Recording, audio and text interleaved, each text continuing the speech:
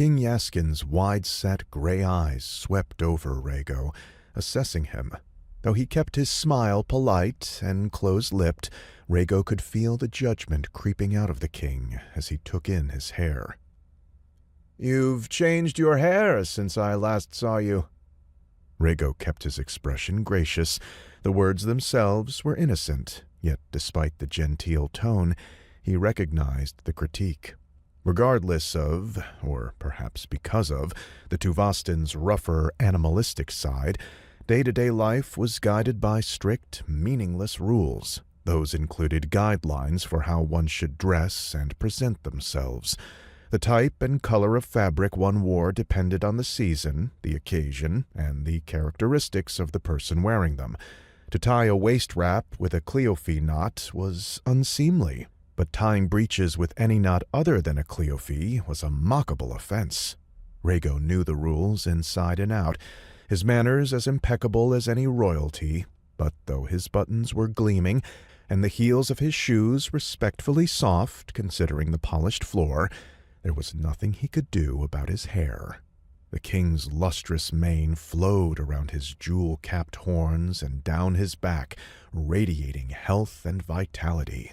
Rhaego's used to look like that, but without proper care, his mane tangled easily and grew rough. The upkeep meant to impress fellow Tuvastins who rarely left Tuva wasn't his top priority while on mercenary jobs. For ease, he'd cut it. Not short enough for anyone back home to find him particularly barbaric, but short enough to be crude all the same. "It was rather unfortunate," Rhaego said, in agreement with the unspoken criticism. "But one of my jobs required it, sire." The king made a non-committal sound and studied the intricate embroidery on Rhaego's drop sash. It was the finest he owned. The nearly imperceptible lift of the king's brow told Rhaego he approved. Rhaego nodded to an attendant holding a small silver box. "I've brought you a gift, sire." "What a marvelous surprise!" The king smiled again and waved the attendant over. It wasn't at all a surprise. Etiquette dictated that if the king deigned to meet with a citizen, they were expected to bring a gift. If Rhaego had shown up empty-handed, the attendants would have made up some lie as to why the king had suddenly become unavailable, and he'd have been quietly escorted out.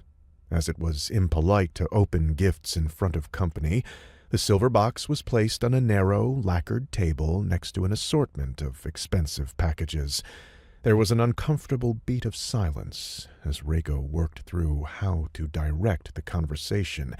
He needed to ask the king for permission to join the bouts taking place tomorrow, but it would be rude to ask directly. "While traveling, I was proud to relay that my home city would be welcoming humans within its fortified walls. The prestige you've brought Tuva should be applauded."